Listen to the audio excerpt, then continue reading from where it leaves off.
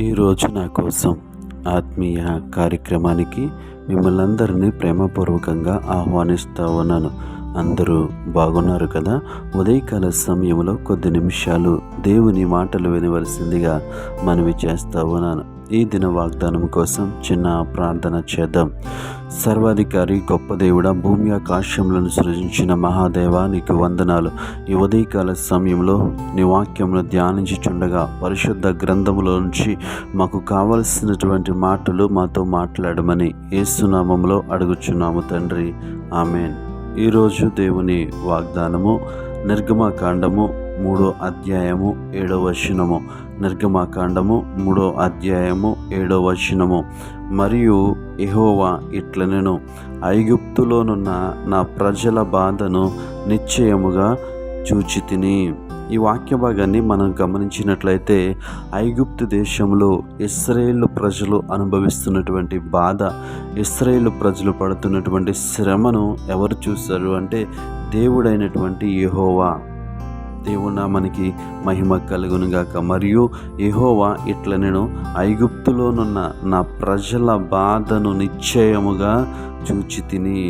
ఇశ్రాయేలు ప్రజలు అంటే దేవుని ప్రజలు అనుభవిస్తున్నటువంటి బాధ ఏదైతే ఉందో ఆ బాధను ఎవరు చూశారు అంటే నిశ్చయముగా నేను చూచితిని. ఎవరు చూశారంటే మన దేవుడైన యెహోవా ఆ బాధను చూశాడు. ఎందుకు ఆ బాధను ఆయన చూస్తూ ఉన్నాడు? ఎందుకు ఆ బాధ గురించి ఆయన పట్టించుకుంటూ ఉంటున్నాడు?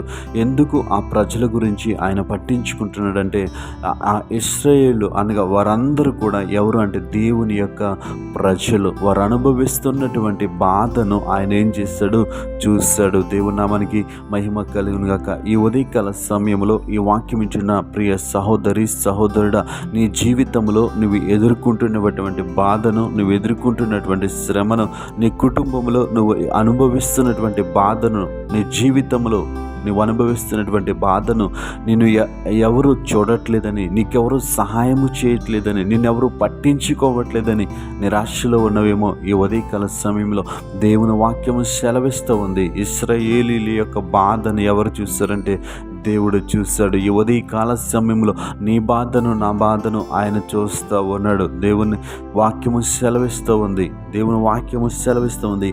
యెహోవా ఇట్లనెను, ఐగుప్తులోనున్న నా ప్రజల బాధను ఆయన ఎలా చూశాడు? నిశ్చయముగా వారు అనుభవిస్తున్నటువంటి బాధను, వారు అనుభవిస్తున్నటువంటి శ్రమను ఆయన చూసేవాడిగా ఉన్నాడు. ఈ ఉదయకాల సమయంలో ఈ వాక్యం వింటున్న మనము ఈ వాక్యమును బట్టి విశ్వాసము తెచ్చుకుని, ఈ వాక్యమును బట్టి నిరీక్షణ తెచ్చుకుని, ఈ లోకంలో మన బంధువులు మనం వదిలేయచ్చు, మన స్నేహితులు మనల్ని మర్చిపోవచ్చు, నిన్ను ఒంటరిని చేసి బాధ పెట్టవచ్చు. కానీ ఈ ఉదయకాల సమయంలో ఈ వాక్యమును బట్టి విశ్వాసము తెచ్చుకుని, నిరీక్షణ తెచ్చుకుని, ఆయన మాట యందు నమ్మకం ఉంచినట్లయితే దేవుడు వారి ఇశ్రాయేలు బాధను చూసిన దేవుడు మన బాధను కూడా చూస్తూ ఉన్నాడు.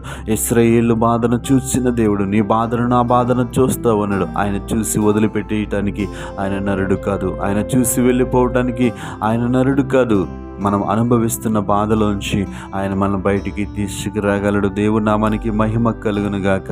ఈ ఉదయకాల సమయంలో ఈ వాక్యం వింటున్న ప్రియ సహోదరి సహోదరుడా, నీవు ఎలాంటి శ్రమల గుండా ప్రయాణం చేస్తూ ఉన్నావు?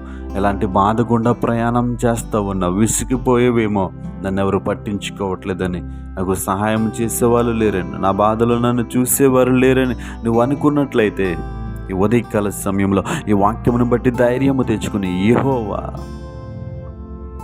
ఎట్లనెను, ఐగుప్తులో నా ప్రజల బాధను నిశ్చయముగా నీ బాధను నా బాధను ఆయన చూస్తూ ఉన్నాడు. నిశ్చయముగా మనం అనుభవిస్తున్నటువంటి బాధలోంచి మనల్ని విడిపించే దేవుడు మనకున్నాడని నిరీక్షణ కలిగి మనం జీవించినట్లయితే దేవుడు మన జీవితంలో కూడా అద్భుత ఆశ్చర్యకార్యాలను చేస్తాడు.